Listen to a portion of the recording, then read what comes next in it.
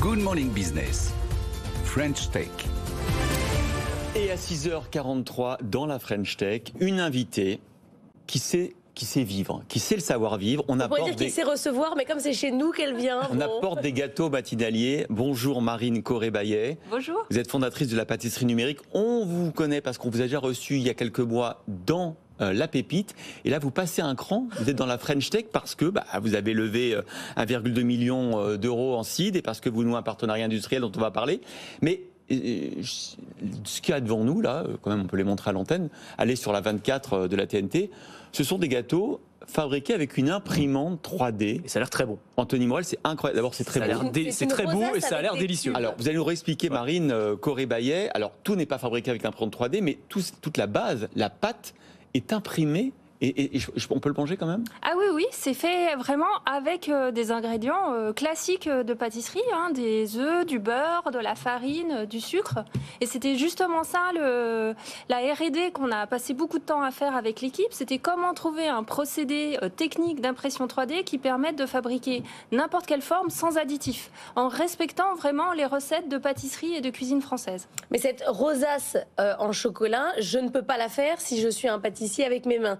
Je ne peux la faire qu'avec l'imprimante. Oui, effectivement, c'est une forme, c'est extrêmement difficile. Vous voyez, elle tourne sur elle-même.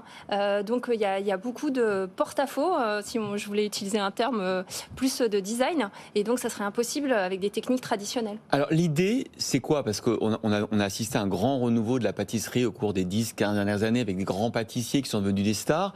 Est-ce que c'est pour eux que vous faites ce produit, pour faciliter une partie de la tâche, ou au contraire, c'est pour des pâtisserie moins artisanale?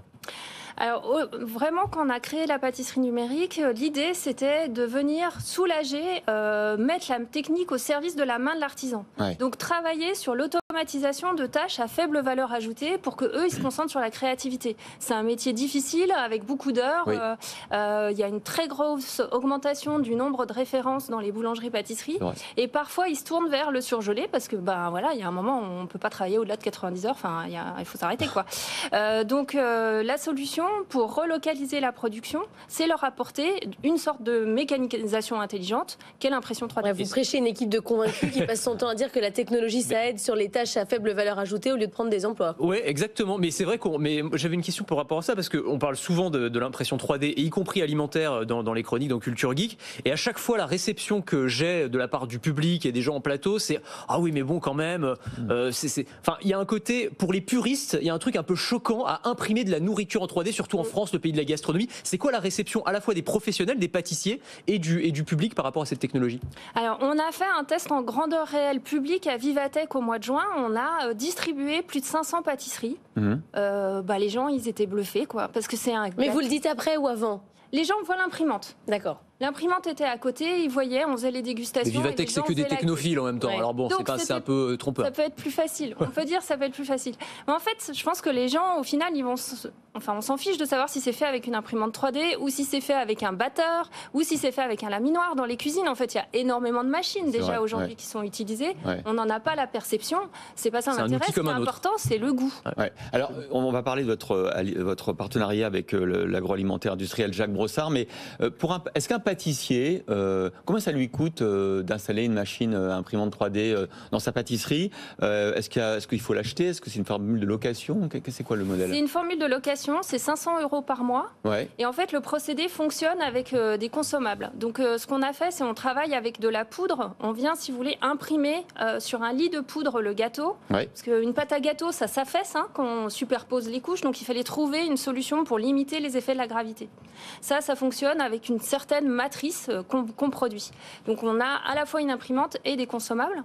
Pour une boulangerie-pâtisserie, ça représente un budget à peu près de 2 000 € par mois. Ouais. Et ça permet de faire des biscuits, des fonds de tarte autour de 30 centimes, 50 centimes. La petite tasse à café, par exemple, ça fait 50 centimes. La petite tasse à café, alors ça c'est un café quoi ? C'est un gâteau ? Café gourmand. Un café gourmand. Vous avez une crème cappuccino, caramel fondant et chantilly. Et quand vous dites consommable, ça prend quelle forme en fait le consommable? C'est du filament plastique habituellement dans une imprimante 3D. Donc... Là, ça va être de la poudre, mais une poudre alimentaire, sans aucun additif. Et est-ce que vous pensez, parce que là du coup c'est pour les professionnels, est-ce que vous pensez à un gros engouement pour la pâtisserie, y compris chez les particuliers, faire une version pour les particuliers? Je sais qu'il y a des imprimantes genre la Foodini qui existent déjà, qui font d'autres types de recettes. Est-ce que c'est, on va dire, une diversification à laquelle vous pensez? C'est un des scénarios possibles, tout à fait. Et c'est aussi pour ça que Jacquet Brossard s'associe avec nous dans ce partenariat. Parce que c'est une marque qui est très forte, très reconnue pour tous les Français. On connaît tous le Savane, on connaît tous le Brownie de chez Brossard.